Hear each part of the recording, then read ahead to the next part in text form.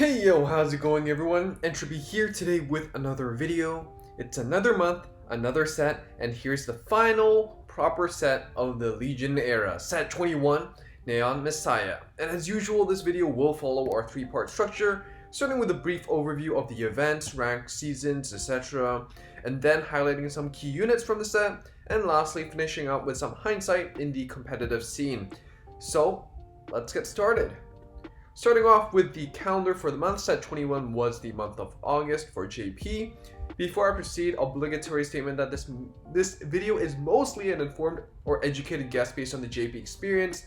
I'm in no way, shape, or form confirming anything is going to happen in Global. As you can see on the calendar, there's quite a bit of stuff going on, so let's go more in depth into them. Starting with the banner of the month. Set 21 Neon Messiah features the following units: Bluish Flames, Liberator Prominence Clear, Light Source Seeker Alfred XC for Royals, Daunting Deleter Oxys for Link Joker, Star Raider Blaster Joker for Link Joker, Perdition Emperor Dragon Dragonic Overlord the Great for Kagero, and Brawler Big Bang Knuckle Buster for Narukami. So as you can see, Link Joker takes up two big slots. You have two big archetypes. The same is said for Royals. We're going to be talking about these specific units in the middle of the video, so you can skip through that if that's the part that you want. But this set does include a similar treatment as set 18, where you will roll packs and you will be able to exchange for more packs for the set or triple rare packs. That was what JP got. I can't confirm that that's what Global will get, but personally, this would be a great way to kind of get people to celebrate the end of this era and get ready for a new generation. Next, we have a new ability, Delete. The deleted Vanguard is turned face down, loses all its abilities, and its power set to 0. It will be implemented in the new update with the Deleter archetype, aptly named. So be on the lookout for this, and don't be surprised. Next, we have the Cut Through the Seeds campaign, celebrating the kind of plot of the Legion Mate era, where they're trying to just end the seed of Link Joker. So after reaching a target rank fight, we will be getting packs, so be sure to participate, get some rank fights in, as you should anyways, because that's basically all the game is about, and win some more packs to then help you with more rank fights. Next, we have a new event, Memory Outfight. So through this event, you will be fighting different rivals that appeared in the story. You will be getting memorial coins, exchange them for triple rares, you can get sleeves and all that. So be sure to check these out. The sleeves look really great, and it's a great way to end off the generation as we go to G, as I mentioned previously. Next up, we have the dice event, Dear Vanguard. We have some slick looking Aishi and a fantastic looking Kai. Definitely looking forward to these skins, and don't miss out. As for the clan event for this month, we have Gramlu and Mega Colony, the Seraph event. So this is called the Lunar Postlude, and will include the Legion support for it. Granblue and Mega Colony. So there's not much to be said. I think this is definitely this is the last duo clan event in the Legion era. So moving forward, we won't be seeing this type of events anymore. In the G era, it's revamped. So be sure to get what you want before it's too late. For the rank seasons, for the rank reward for the first half of the month, we have Perdition Dragon, Dragonic Neo Flame, Embodiment of Flameborn, and the rewards include the sleeves for Dragonic Neo Flame, Dragonic Overlord the Great, and of course, the rank reward being Dragonic Neo Flame. Next up, for the second half of the month, we have Infinite Perdition, with the sleeves being Regulation Liberator Aglovale, Bluish Flame, Liberator Prominence Glare, and the rank reward being Dragonic Overlord the Great. The Great is pretty great. If you're going to be playing Kagero in this era, in this metagame, you definitely want the Legion. So be sure to pick up a playset, because this is going to be quite vital. Even in the JP metagame right now, you do want to be playing, probably one, maybe two, if you're playing an Overlord deck. So definitely pick up at least one, and ideally for your play. As for the V Tournament coupon shop, we have the return of the Purple Trapezes for Pale Moon and Zerakiel for Angel Feathers, as well as their sleeves. So be sure to pick these up if you haven't already. Purple Trapezes, especially if you're planning to play Pale Moon down the line, it's a very Very nice vanilla, very nice unit to help you set up your combos and make your multi-attacks possible. And Azrakiel is still quite solid, you know, as an Angel Feather boss. For the V-Metal shop, this is one of the most hype parts of the month. We have Link Joker skins, Aichi and Korin. You know, if you like the emo energy, then this is for you. I'm definitely picking up both, and let me know if you are going to as well. Next up, this is the key cards to look out for. So I'm going to pick out a few key units that will see play or has value down the line. Very generic units or very niche units that have very big impact in the mega game. So some clans don't have as much support as others, so be wary that it's not very fair to compare them just by these units. Some clans just get more cards, some clans only have a few cards, so it's hard to really pick out very good cards. But without further ado, let's start off with the winner of this meta game, Narukami, Big Bang Knuckle Buster. Now this unit is crazy, it defines the meta. This is tier 1. Its skill lets you attack 4 different units in one attack, including the back row. You're just gonna smash through everything. In Zero, you know that generating card advantage is challenging, so this is just kind of ridiculous. You have even more units that scale up even better, like the mate, Big Bang / Buster, which during your turn, if your Vanguard's a Big Bang Knuckle, it gets +2, and whenever your Big Bang Knuckle Vanguard hits, it gets +3. So if you're hitting 4 times, it gets +12, plus the 2 by itself, that's +14, it hits 23 by itself. You also have Foot Brawler, Tirok, which is quite an interesting unit as well. Rearguard Circle, if your Vanguard's a Brawler. If you're in Legion, you must want to get the following ability. When your Vanguard's attack hits, it gets +5k until end of turn.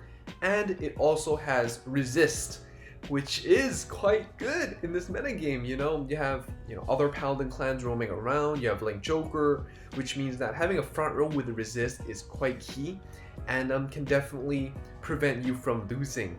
And so, definitely great units to pick up. Even if you don't use the first skill, just having double Resist in the front row just locks out a lot of decks out of their final turn push, or kind of reduces it to less of a threat, and definitely very nice. So Big Bang Knuckle Buster, blowing everyone away. Synergizes as well with the original Big Bang Knuckle Dragon as well. So definitely, I hope you have 4 of those, because getting those cross-ride numbers can definitely help you pop up your numbers. Next, second place, in my opinion, it's got to be Kagero with Overlord the Great. The Great is never ending, and so it seems it's back up again. So Vanguard Circle once per turn at the end of the battle, this unit attack the rearguard. If you are in Legion, +1 discard 2 to stand this unit and draw 2 cards. Attacking into rearguard, it's not even that bad of a cost in Zero, because, well, you have to hit through those intercepts anyways, right? So might as well. And also, when this hits, retire rearguard with the same name as your Vanguard to retire one of your opponent's rearguards. So that way, if your opponent has 2 intercepts, you hit the rearguard, you retire, maybe an extra Overlord in the back row, you retire the other front row intercept, and you have 3 shots to the face. Feels good. Or, just snipe on something good in the back row, that works fine too. For its mate, you have Dragonic Neo Flame. Rearguard Circle, when placed, this unit gets the following ability until end of turn. Rearguard Circle, when your opponent's rearguard in the same column as this unit is retired, counterblast 1 to retire one of your opponent's rearguards in the same column as this unit. So, if you're just gonna retire something anyways, you get to retire something else in the same column. So important to note that this card doesn't say retired by a skill. So Overlord the Great hitting into a rearguard can still proc Neo Flame. Neo Flame hitting into a rearguard can still proc Neo Flame, and that is very nice. You can just snipe out a back row for counterblast 1, which is quite solid. In addition, you have Grade 1 Perdition Dancer Anna. So this is less seen, but I still think it's a great addition.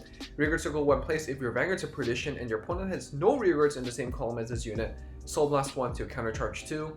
Soul Blast 1 can definitely help you get into Legion if it's still in the early game when your opponent haven't invested their board. And later on, the countercharge 2 can definitely help, because your skills counterblast 1 here and there, and so the countercharge 2 can definitely be very valuable. Next, I have put Link Joker up here. I definitely think that Link Joker is quite an interesting pick. They have a lot of cards that you need in order to build an optimal list, but they can be quite devastating, especially in the right hands, and can punish misplays quite well, which is why I do think that it's well positioned to do quite solid in the meta.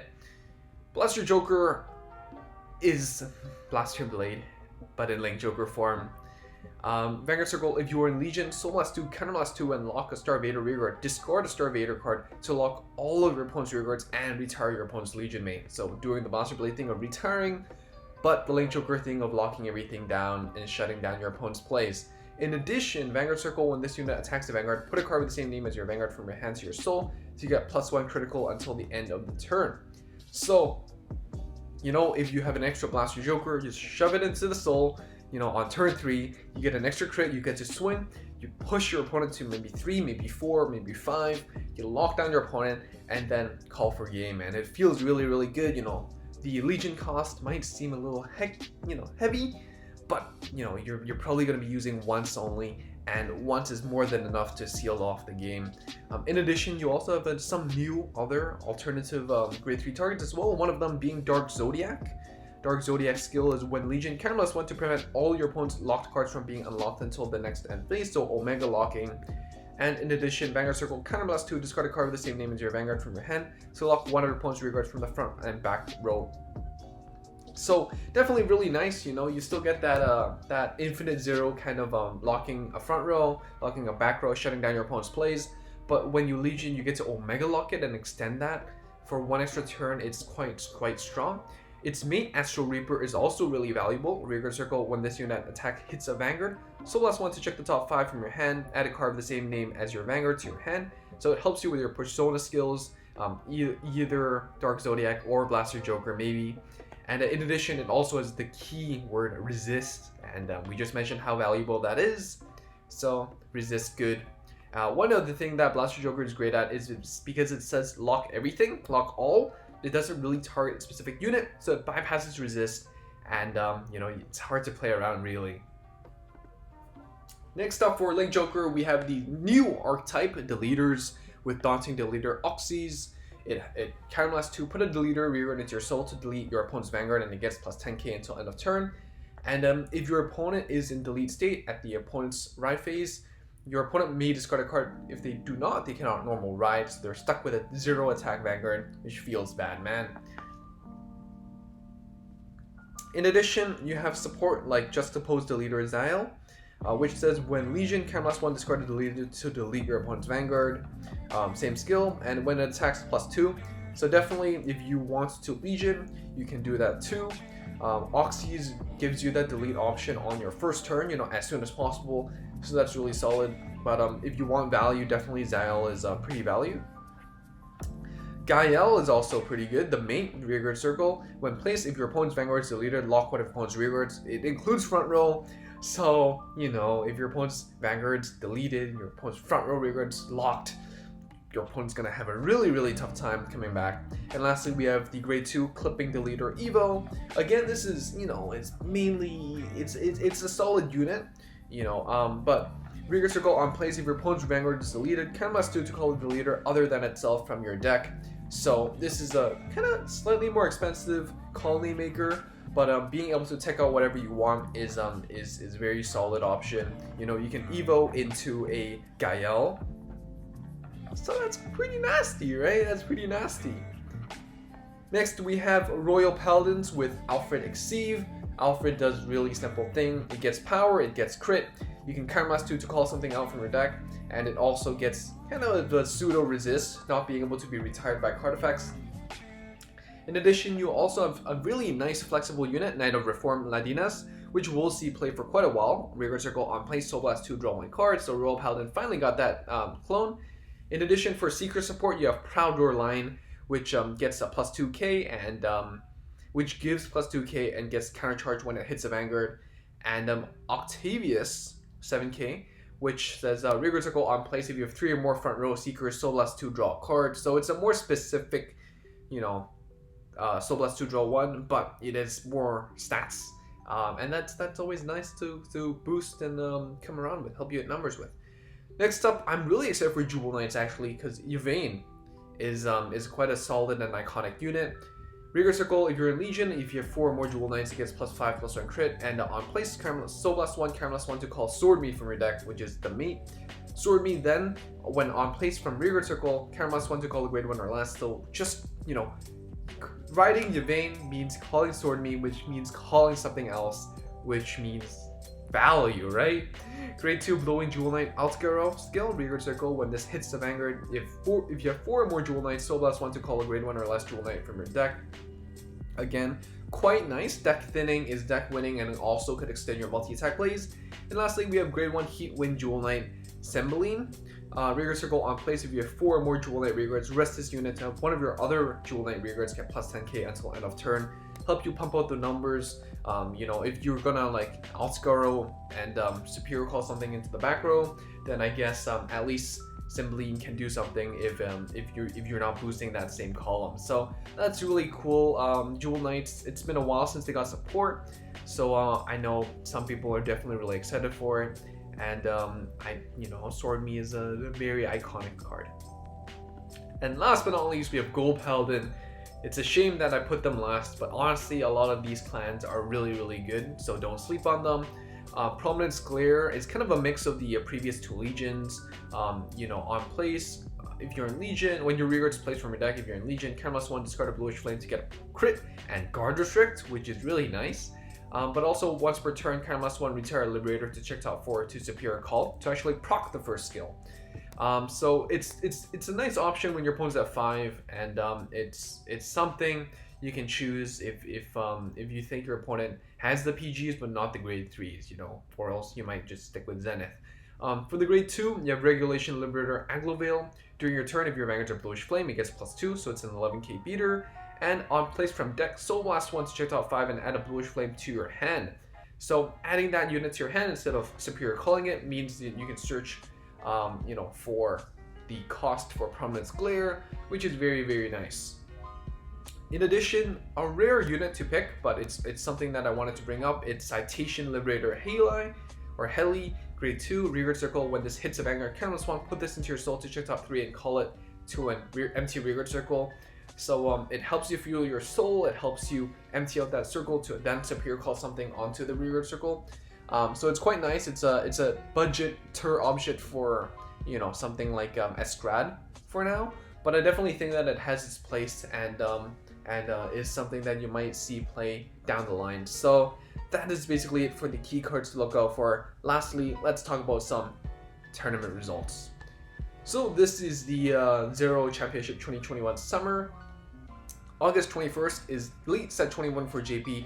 As you can see, Kagero and Narukami is almost half. Link Joker, you know, adding Link Joker to the mix is exactly half. And you see Royals as well there. So definitely Kagero, Narukami, very good. Link Joker, I think back at around this time, people are still like debating between Starvader or Deleter. Both are quite solid, but honestly, Deleter kind of deletes itself after Strike comes out. But that's a story for another day. But anyways, for right now, you can see that the four big clans, you know, Kagero, Narukami, Link Joker, and Royals, they're from this set. They got support from this set, and they are performing solidly. Next, we have the champion. So I messed this up in the last video. Thank you for correcting me. But this is the champion. The winner played Kagero and Narukami from the set, and Link Joker, Shadow Paladin from set 19. But overall, you can see that these two are very popular picks with the Great and Knuckle Buster, which you definitely should be playing. And you know, the runner-up as well is playing Kagero and Narukami. So these two are definitely the front runners of the set. You still have some other clans like Shadows or Bermuda that sneak by, but these two are definitely the picks for competitive players in this metagame. Next up, for September 9th, for the Kai's birthday event, we actually have Kagero and Narukami, Link Joker, Royal Paladin, Gold Paladin showing up in the top, you know, 50% of the representation. You know, Shadow Paladin sneaking by again, but overall you can still see that the decks supported from the set is really prominent.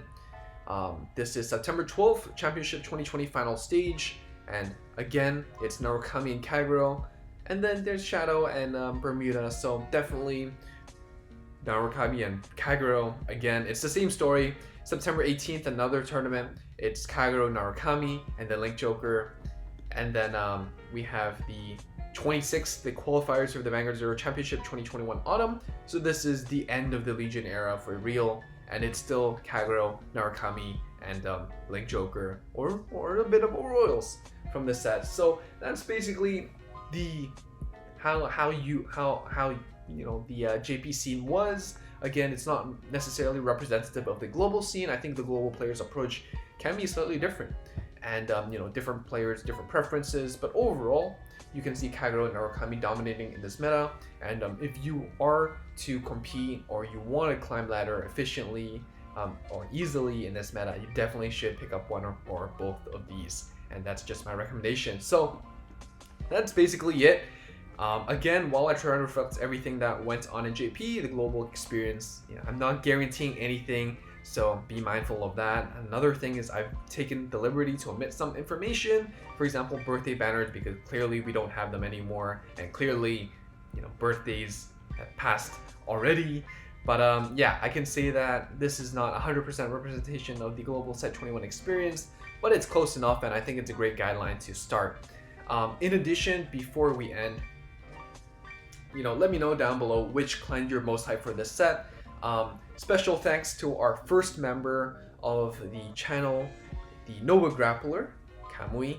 So thank you so much for the support. I really appreciate it, and it really helps me keep working on these videos and you know, provide for the community. Like this video if you liked it, subscribe if you haven't already, and I can't wait to chat with you guys and discuss with you about this set. Ooh, one last thing. I did mention that this is the last proper set in the Legion era. Of course, JP had this little break month between set 21 and the G era. Don't know if Global will get it, but basically what it includes is no new sets. It includes some rank rewards, Blaster Joker. It included some Chaos Breaker, and then Blaster Joker, and it also included some pretty irrelevant buffs. But overall, it's nice. It's a refreshing change of pace, and provided us a little more time to grind some gems for the G era. Don't know if we're gonna get that, but you know, if we don't, then here, I mentioned it, and let's see how things turn out. See you.